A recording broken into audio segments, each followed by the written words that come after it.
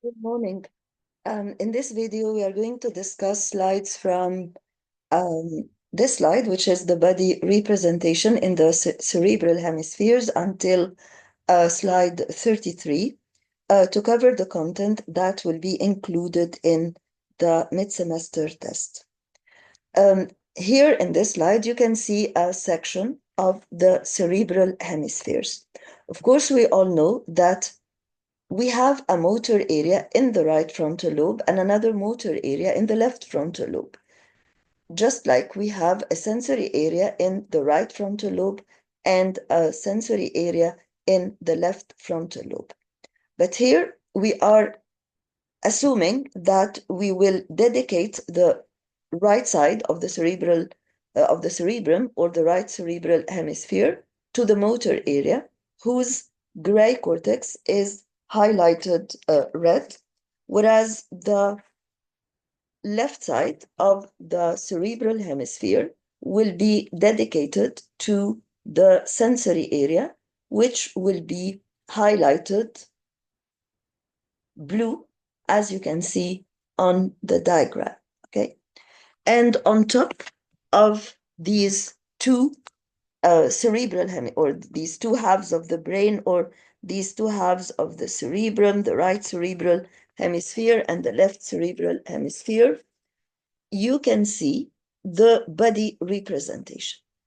And as you can see, you have a caricature of the body, and that caricature shows you that the face and the mouth and the lips, as well as the hands, are all represented in the lowermost part of the cerebral hemisphere, whereas the rest of the body is in the uppermost part of the cerebral hemisphere.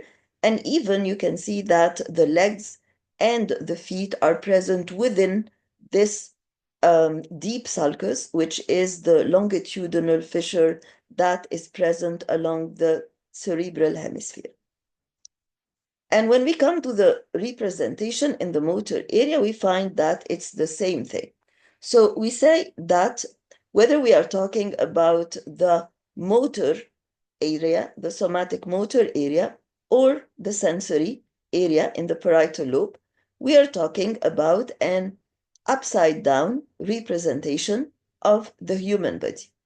Structures that are upward, like the head, are represented downward in the brain, and vice versa. But this is not the only conclusion. This is just the first conclusion, that we have an upside down representation of the human body. And the second observation is that the representation is disproportionate, meaning that the face, the hands, the face, of course, with all the structures, and the hands are represented by a larger surface area than the trunk and than the lower limb. What does this indicate?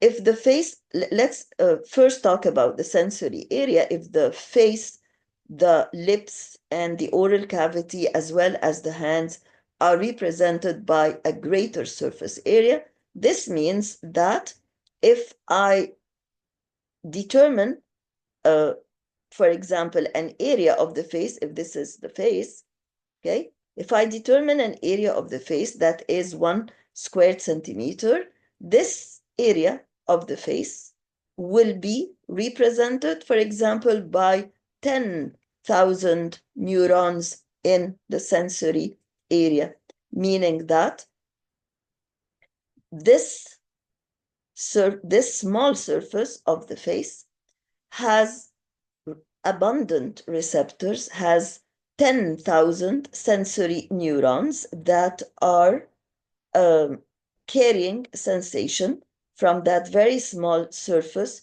to the sensory area. Whereas, for example, if we come to an area of the trunk or the chest that is the same surface area, meaning it is also 1 square centimeter, it will only, or the sensation will be carried only by, for example, say, like 5,000 receptors or 2,000 receptors, and therefore it will be carried by 5,000 sensory neurons to the sensory areas. Of course, when you compare the same surfaces, for example, surface A in the face and surface B in the chest, you will find that in surface A, the sensation is more precise, more accurate. We can detect very small differences. For example, in distances, if I apply two stimuli that are very close to each other, for example, 1 millimeter apart in the face, they will be discriminated and detected by the skin of the face as two different stimuli. Whereas in the chest cavity, the skin on the chest, for example, if you apply the same stimuli, like pins, for example, with the same distance, which is a small distance, and it's hard to discriminate the stimuli as being two stimuli, you will find that they will be detected by the brain as one stimulus. So when you put the two pins on the face 1 millimeter apart, the brain will detect them as two different stimuli. Whereas if you put the same pins with the same distance in between them, 1 millimeter, the brain will detect them as one stimulus only. So in such a way, the sensation from carried by the face or detected by the receptors of the face, of course, is more accurate. And we say, and more precise, and we say in such a case that the face and the lips and the oral cavity and all this area and the hands, of course, because the palms of the hands and the tips of the fingers should have many neurons arising from them in order to be able to detect all the stimuli with high precision and high accuracy. So our aim is precision and accuracy. So we say that the face and the hands are the most sensitive areas of the body. Meanwhile, we say that the trunk and the lower limbs are less sensitive. So more sensitive or less sensitive. Inside the face or on the face, the area around the lips is the most sensitive area, the lips and the area around the lips. And meanwhile, in the hands, the tips of the fingers are the most sensitive. When we come to the representation in the motor area in the frontal lobe, it's the same, but the interpretation is a bit different because in such a case, we don't have sensory receptors that arise from the organ, generating electric impulses that are carried by sensory axons, reaching the sensory area and perceived there, but we have motor neurons. The motor neurons arise here. These are their cell bodies, and then they have myelinated axons that descend through the corticospinal tract to supply the muscles. So in such a case, when I say that the representation of the face is greater per surface area, greater than that of the trunk, for example, or the limbs, the muscles of the limb, I mean here that if I want to send impulses to a small muscle, like the buccinator muscle here, for example, buccinator in the cheeks, you needn't, of course, know the name of the muscle. Then there are 10,000 neurons, motor neurons, that can send motor impulses to that muscle. Whereas if I want to send motor impulses to the trunk, for example, these 10,000 neurons will supply the whole trunk, not only a single muscle. What does this mean? This means that similarly, but in the reverse direction, the muscles of the face, because they are small muscles, they are more elaborated, they form more complex movements. Of course, imagine the amount of motor actions that the muscles of the face can carry out to show your facial expression, for example. We have the muscles of the face are numerous, as we have seen before in the muscular system. They're small muscles. They coordinate in different patterns to give you different facial expressions, and therefore you need more precise motor orders for very fine muscles, for very small muscles. So you need more precision again, more accuracy again of voluntary motor action, and that's why the face and of course the muscles of the hand that are involved in writing. Imagine the amount of small muscles of the fingers and the hands that have to be stimulated and coordinated together in order to write. So the ultimate goal, finally, is more accuracy and more precision. On the sensory side, it is more accuracy and more precision detecting the sensation. And on the motor side, it is more accuracy and more precision giving motor orders to the muscles so that they can perform fine, complex, coordinated movements. And then we come back to the sensory functions of the nervous system. And here we talk about the function of vision. And of course, we talked before about this. Here we have a cross section of the eye. And you can see, of course, that you have the cornea here. And the cornea is this anterior transparent part of the eye that covers the iris and covers what we call the anterior chamber of the eye. This is the anterior chamber of the eye, and this is the posterior chamber of the eye. Posterior chamber of the eye. And the posterior chamber of the eye contains a very thick fluid, a clear fluid, of course, that is called the vitreous humor. And vitreous, the word is a bit related to uh, uh, la vitre in French. Vitreous means glassy. That's similar to glass because it's transparent. And humor here means liquid. So it's a gelatinous fluid, but it is clear. And that fluid is very important to transmit light and at the same time to support this very delicate, extremely important tissue that is called the retina, and that's very delicate, and that consists of nervous, the cell bodies of nervous cells.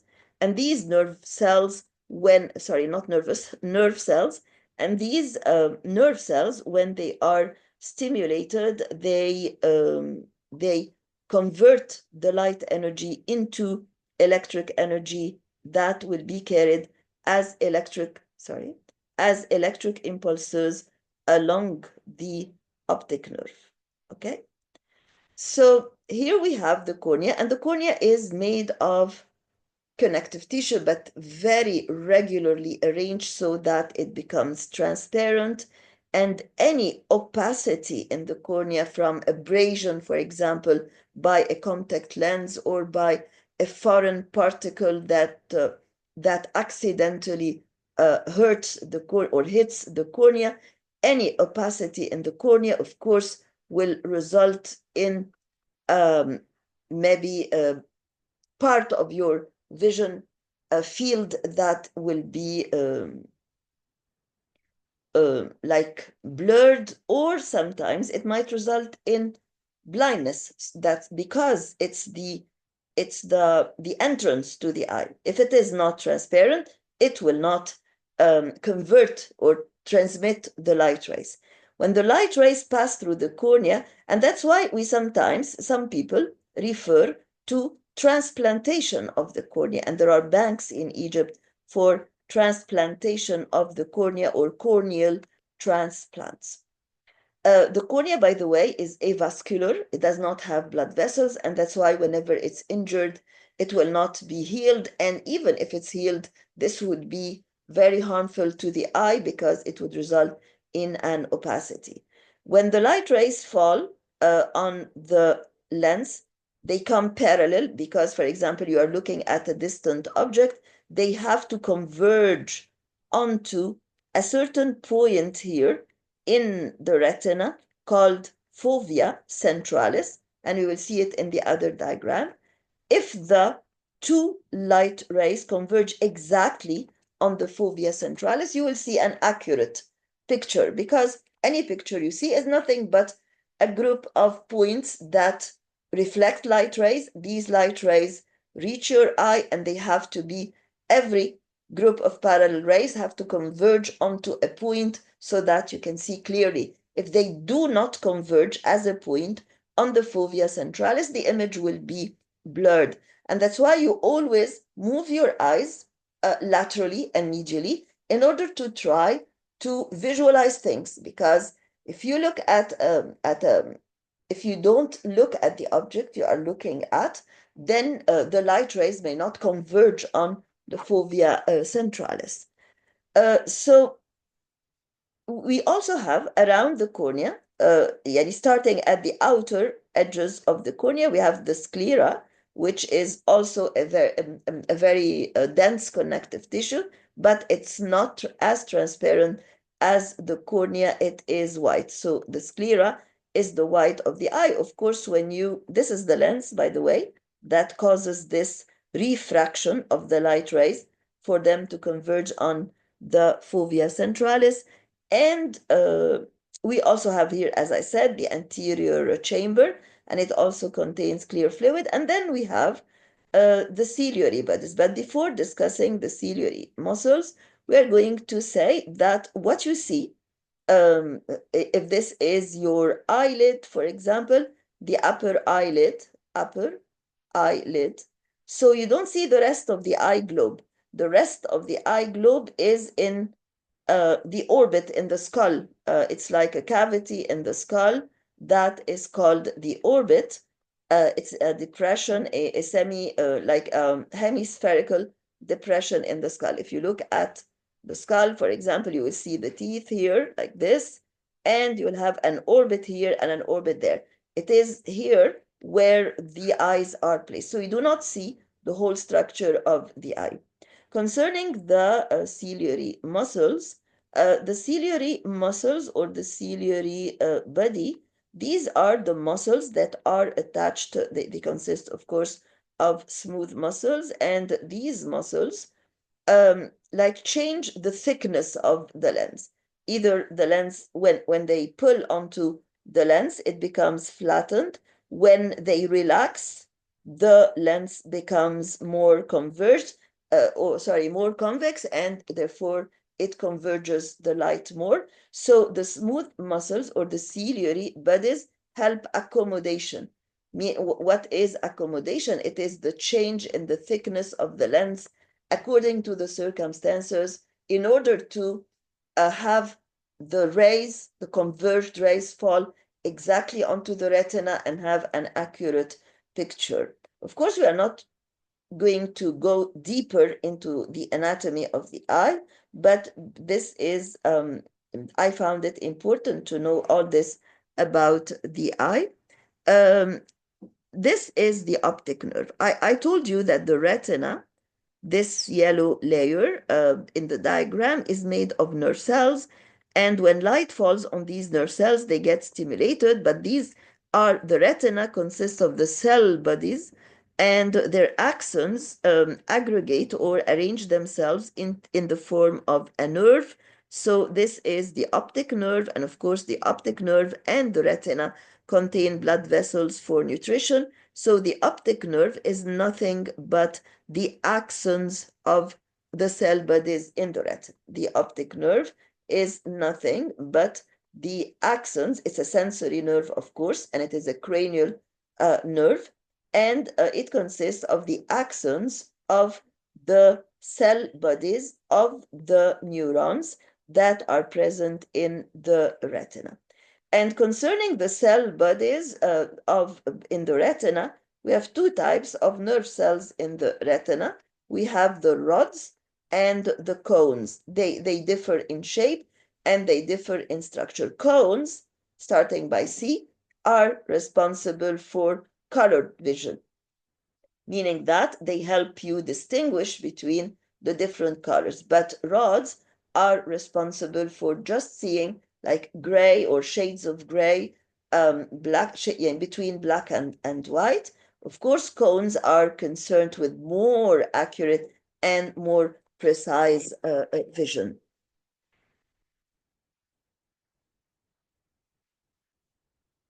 Now here you can see the retina as it is seen through an ophthalmoscope. The ophthalmoscope is the device that is used by an ophthalmologist to visualize the retina. Of course, retinal examination is very important because if you have a tear in the retina, for example, this means that there is, even if the tear is very like small, but this means that in your field of vision, in what you see through the eye, you will have a wedge-shaped area that is totally blind, and you see like a black area, or whether it's a black triangle or whatever, in your field of vision, in what you see in front of you. What you see in front of you is called the field of vision. Okay, so examination of the retina is extremely important to detect, for example, if there are any retinal tears. And I'll tell you why. Because, for example, people who are myopes, who are short-sighted, they see only things that are very close to them. They are short-sighted.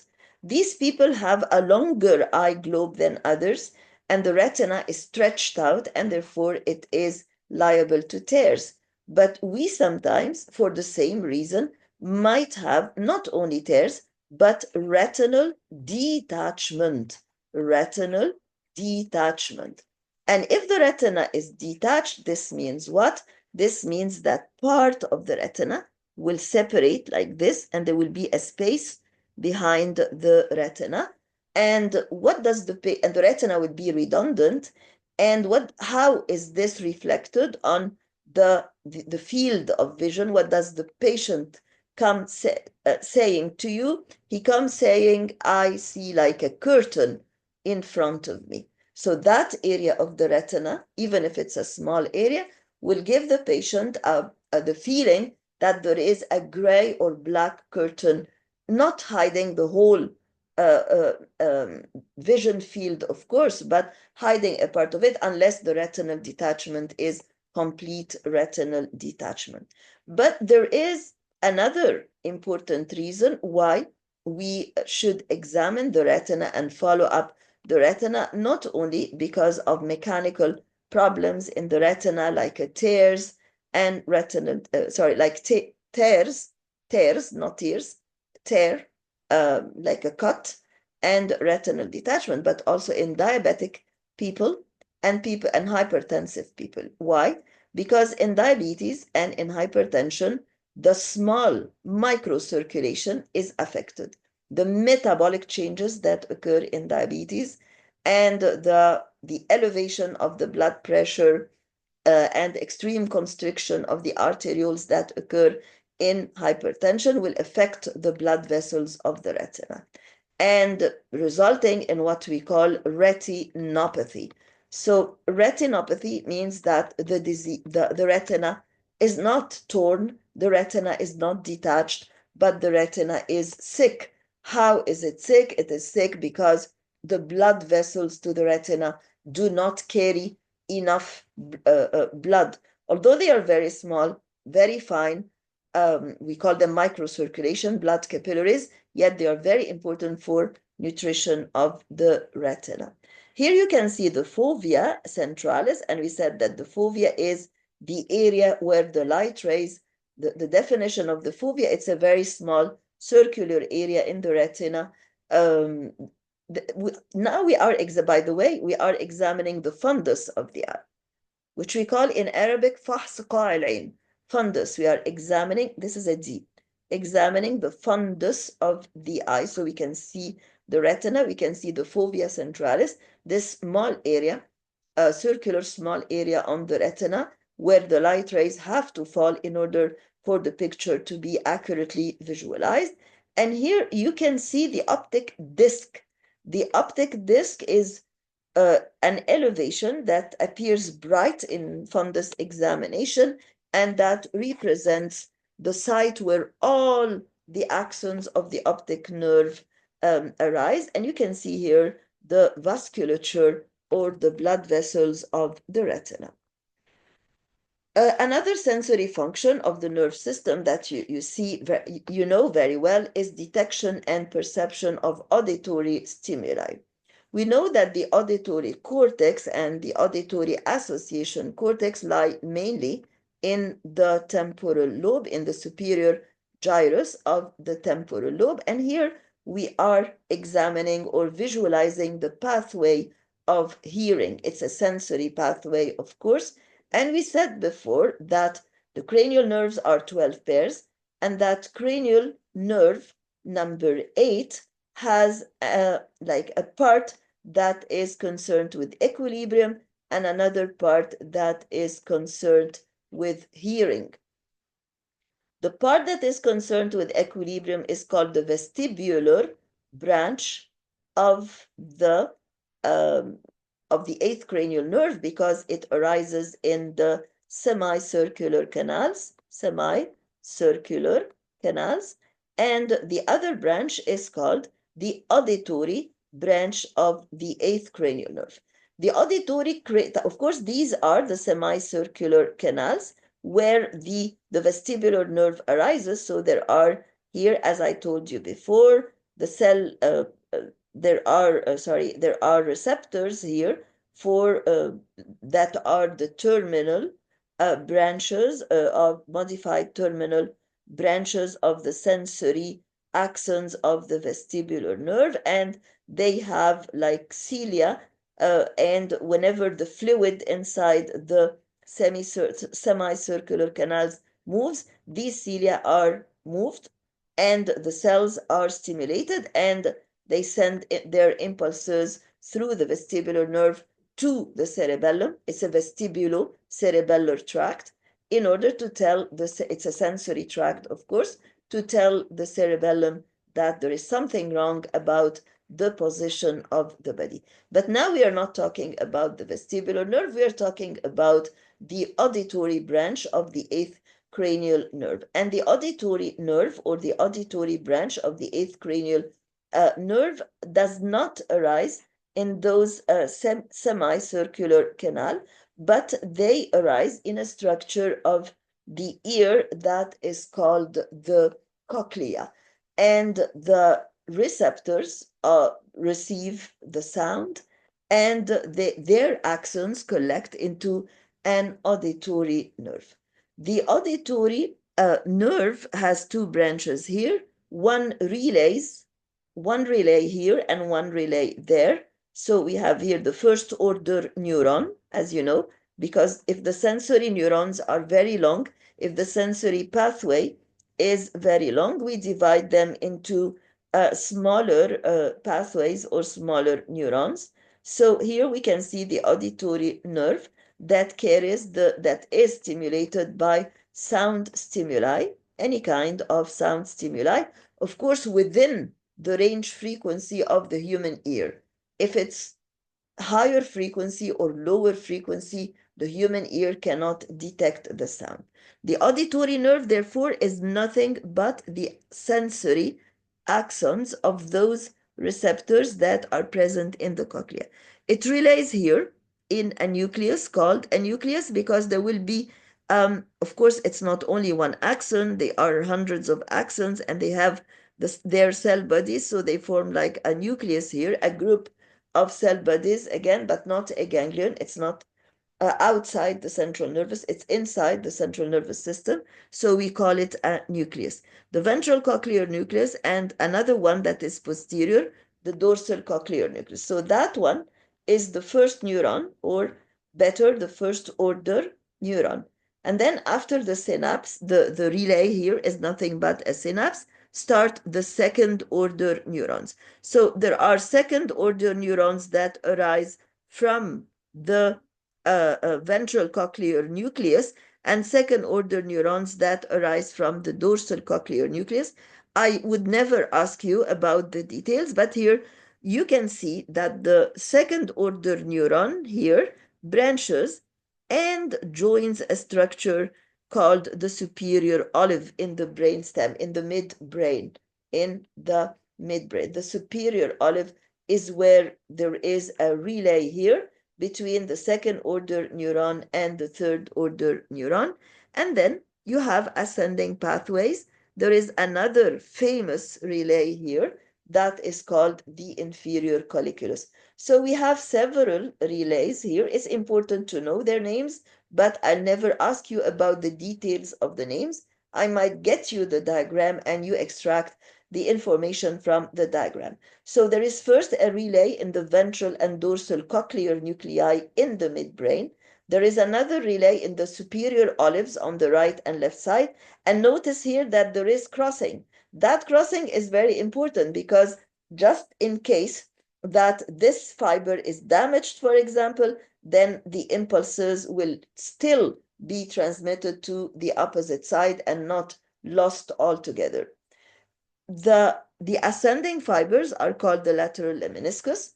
There is another relay here that is called the inferior colliculus, and this one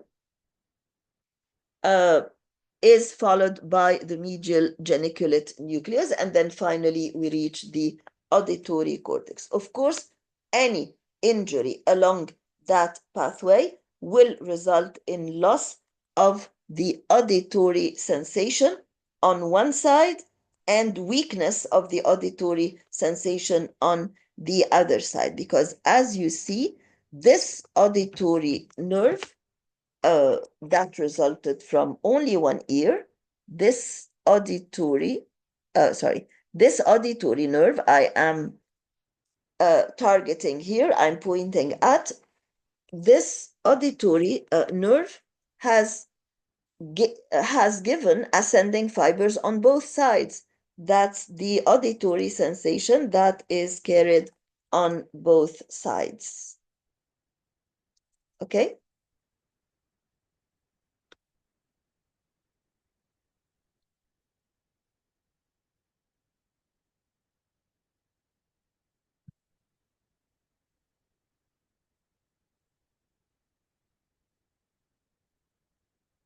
And now we are moving on to the olfactory stimuli. And here on the right side, you can see a section in the face where we can see the olfactory bulb. The olfactory bulb here is receiving impulses from the axons of the olfactory nerve.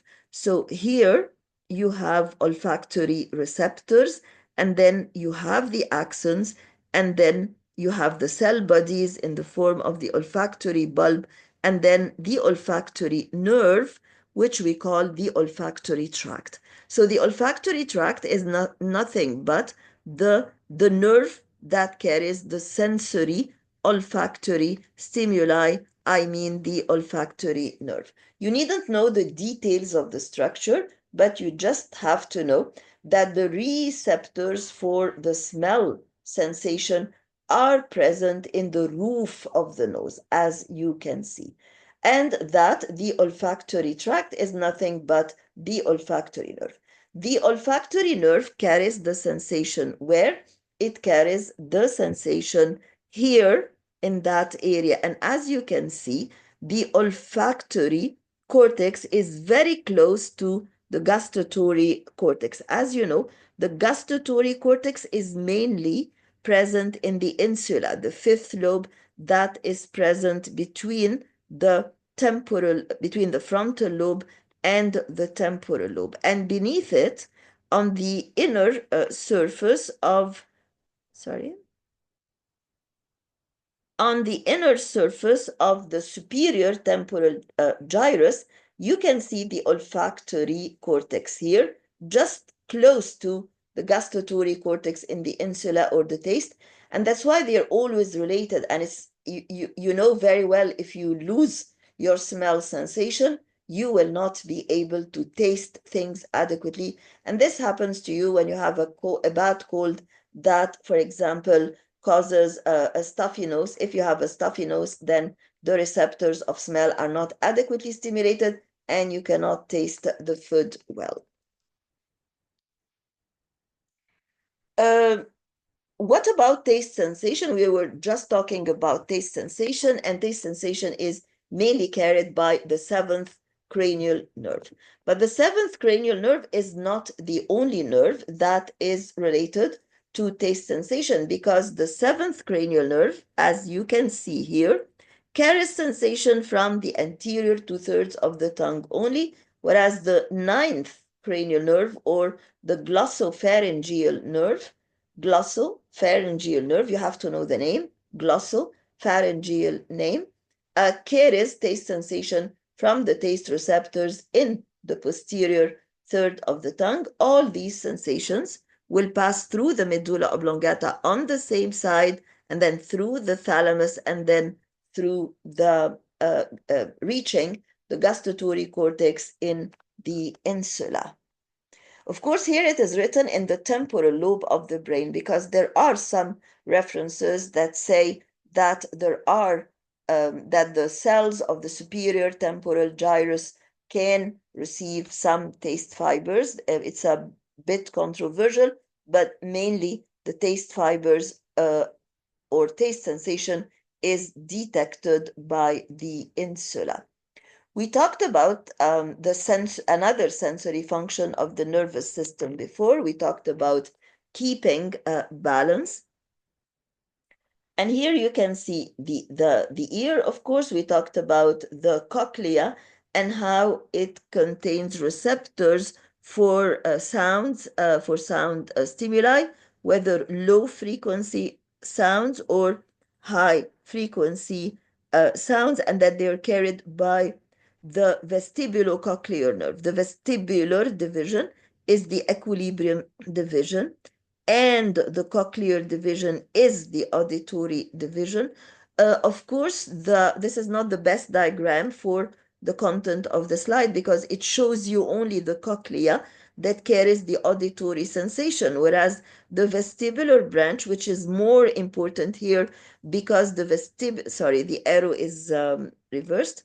The vestibular branch is more important here, because the vestibular branch is connected to the semicircular canals, and therefore the vestibular branch um, carries the sensation of position of the body from the semicircular canals through the vestibular branch of the eighth cranial nerve to the vestibulocochlear nucleus. Actually, here the cochlear nucleus is more related to auditory, and the vestibular branch will give rise to ascending fibers until we reach the cerebellum. So I apologize, because I've just detected that this is not the best diagram, because it shows you the auditory pathway. It should be on the slide for the auditory pathway.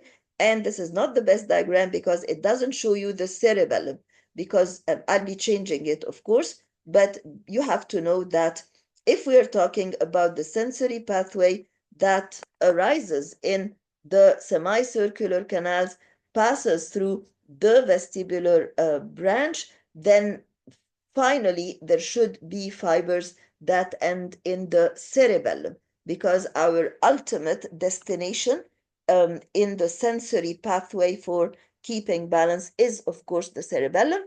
And we will, or the cerebellum will react by giving impulses to the anti-gravity muscles through descending cerebellospinal fibers, as we said before.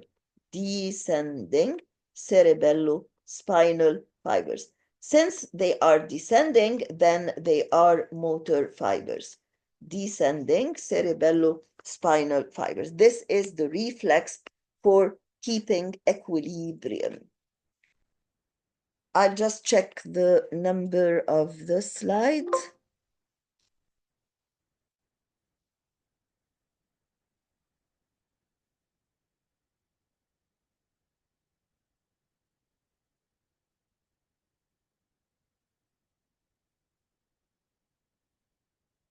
We are still in slide 28, so we are gonna continue. Uh,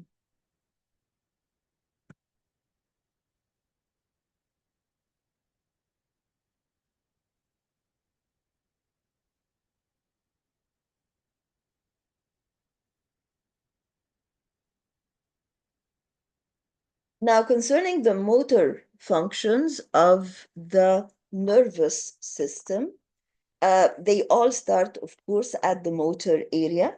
And you know very well the descending motor pathway, and we call the descending motor pathway, of course, the corticospinal pathway, because it starts at the cortex and it ends at the spinal cord.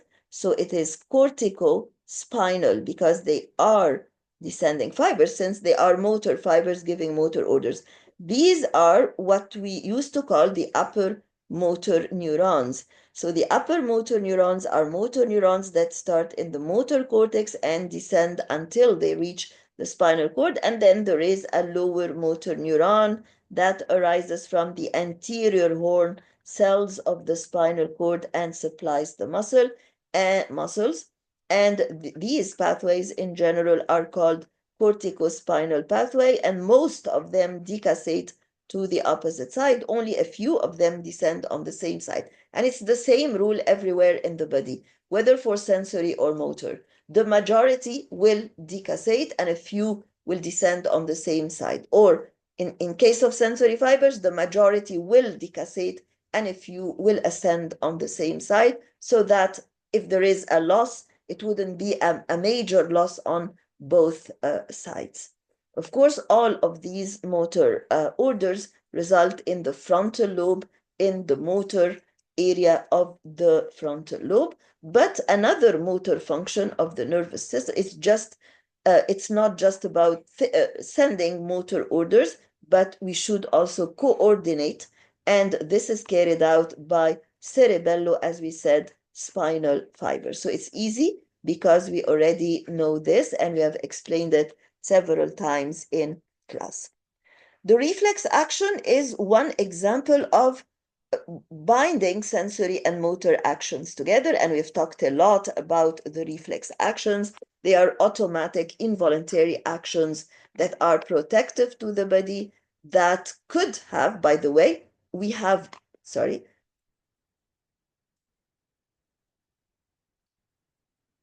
brainstem reflexes that have their centers in the brain, like, for example, when the pupilloconstriction reflex, when you shine light in the to the eye from the lateral aspect of the eye.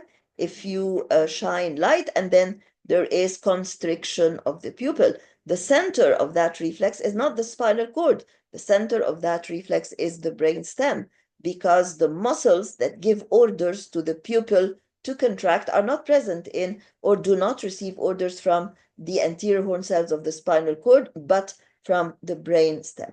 On the other hand, the famous withdrawal reflex, for example, has its center in the spinal cord. So there are spinal cord reflexes, like when you are pinpricked, for example, and you withdraw your hand.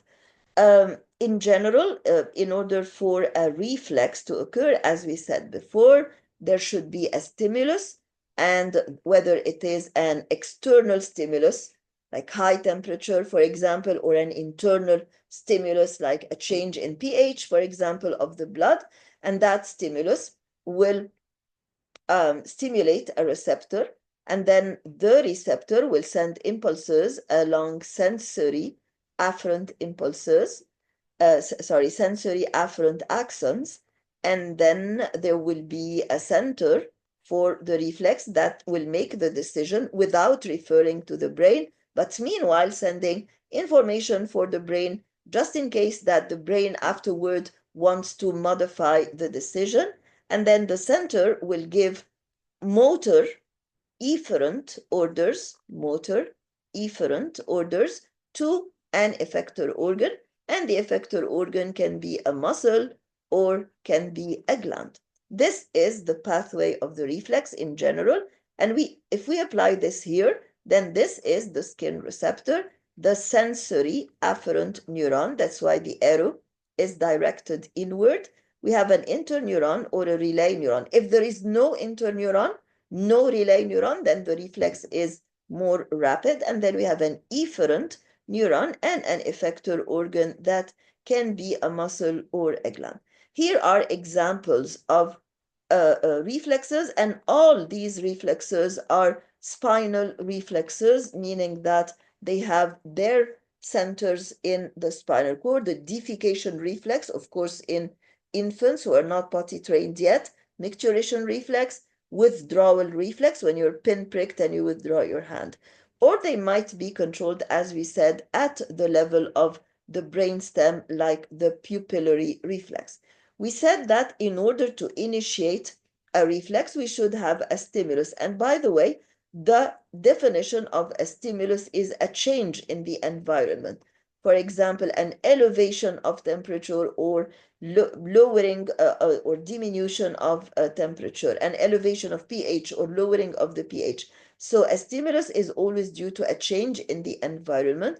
The stimulus might be touch, pressure, pain, cold. All these are external stimuli coming from the outside of the body, or internal stimuli, as I told you before, a change in carbon dioxide level, a change in oxygen level, a change in pH, in water concentration, in salt concentration, in the diameter of the blood vessels, in the diameter of the gut, meaning that there is, for example, contraction of the wall of the small intestines, and so on. You have definitely notice that all the internal stimuli are related to homeostasis. Why would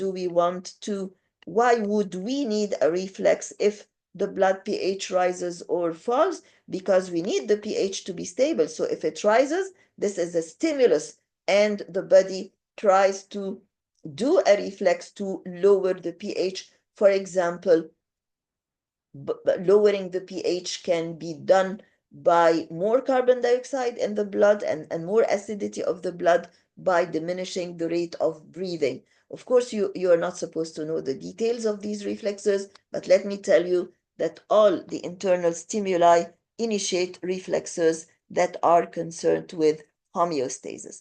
And now we come to the memory functions. We will be studying memory functions in more detail and how to retrieve memories and how to consolidate or strengthen memories in the other presentation. But here we're just talking about a very simple idea of memory functions.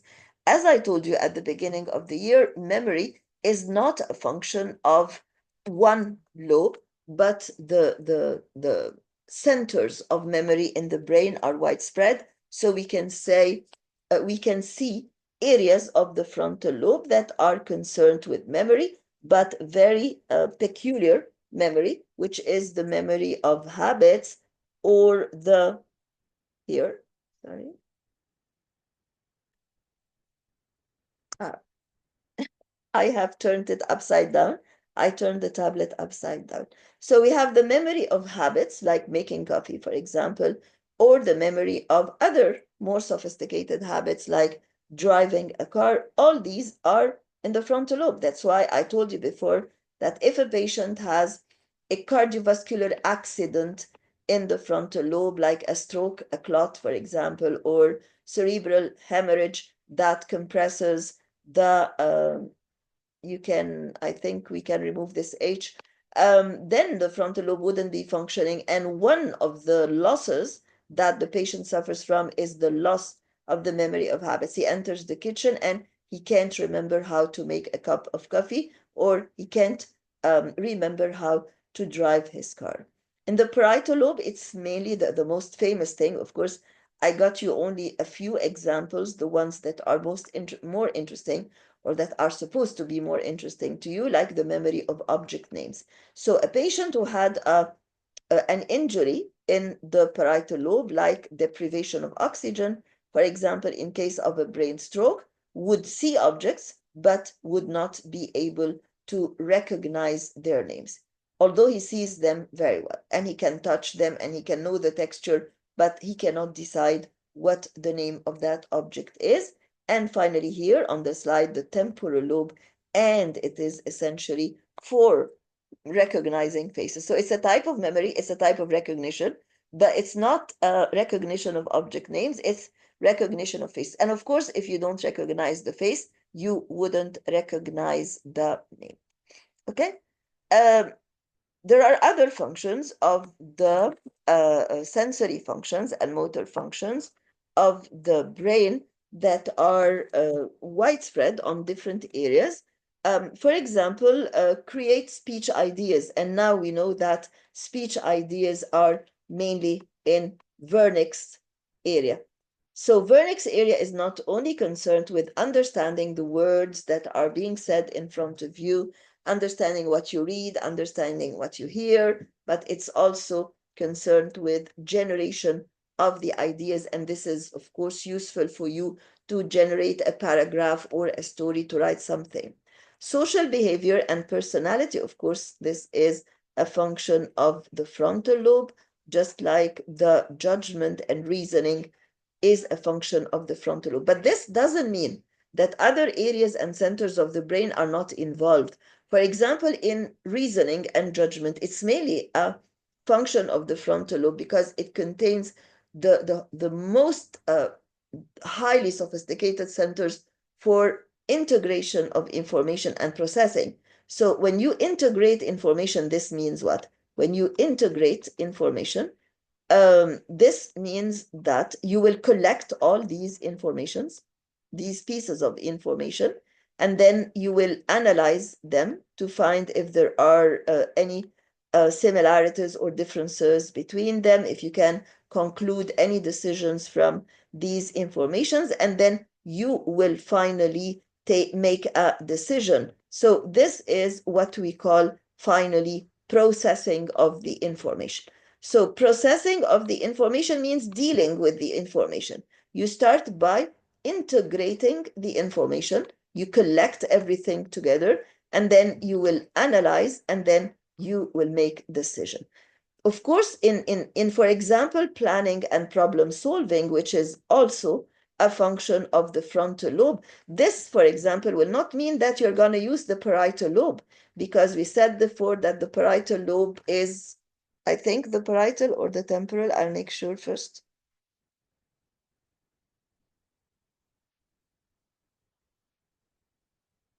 No, it's the temporal lobe, actually sequencing and organization.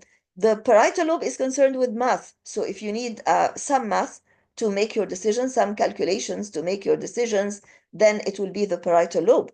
But if you need to make a decision based on logic sequencing, if I do so, then there will be this consequence. This is a function of the temporal lobe. And this tells you that whenever you're judging something or reasoning about something or planning and trying to solve a problem, we say that it's mainly the function of the frontal lobe, but other lobes are also involved to different degrees. Mood and emotions are actually present in the limbic system, which we haven't yet seen. And we saw the limbic system in, or actually we saw the area where the limbic system and the hypothalamus and the amygdala are present when we made a section of the cerebral hemisphere through the longitudinal, a section of the cerebrum through the longitudinal fissure, and we saw the corpus callosum here, and the limbic system is present here. It consists of very important structures, and I told you, I think, that there is a structure here called the amygdala, and the amygdala is responsible for diminishing aggression in the behavior of people and animals. And if the amygdala is removed in experimental animals, the animal becomes very aggressive. We will discuss this in full detail, but the frontal lobe is also associated with mood and emotions in addition to the limbic system. So actually all these functions that are denoted to be other functions from 10 to 14 are designed to be the rest of the functions of the frontal lobe. But as I said before, the frontal lobe is not alone in controlling these functions. Awareness of the body parts, as we said before, is a function of the parietal lobe, and therefore there is neglection of a part of the body if the parietal lobe is injured in that area. We also said that the ability to calculate is a function of the parietal lobe. All these functions, starting from function 19 to function 22, like controlling the heart rate, controlling breathing, controlling sleep and alertness. There is a part in the medulla that is called reticular activating system that is responsible for your arousal, and we will be discussing this reticular activating system. It is present in the medulla oblongata, and it is responsible for your alertness and controlling body temperature. We say here that the brainstem is responsible, but actually sleep and body temperature are mainly controlled by the structure that will be seen on the next slide, which is the hypothalamus. As we said, understanding spoken words is a function of the temporal lobe because, as you know, vernix area. Why are we saying this? Because vernix area is present in the superior gyrus of the temporal lobe. If this is the temporal lobe, then vernix area is here in the posterior part of the superior gyrus of the temporal lobe, very close to the parietal lobe and very close to the frontal lobe, but essentially it is in the temporal lobe. But the frontal lobe, vernix area is responsible for understanding spoken words, but this temporal area also contains the auditory center and the auditory association center for you to understand the spoken words. Understanding written words and drawn objects. Understanding spoken words is a function of vernix.